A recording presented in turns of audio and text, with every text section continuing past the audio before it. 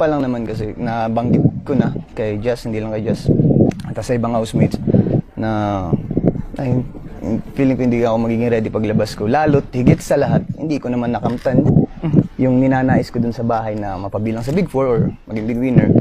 So, andun pa rin. Pumasok ako ng PBB na sarili yung kailangan ko unahin. And then, lumabas ako.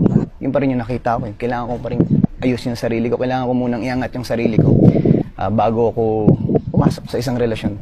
At sa amin ni Jess, nakapag-usap naman kami honestly. Naging malinaw sa amin lahat. At parehas kami na gusto unahin yung sarili namin. At friends kami.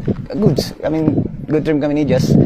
At ayun, hindi ko lang maintindihan bakit kailangan i-bash yung babae. Wala naman, napakabuting tao, napakabuting babae nun.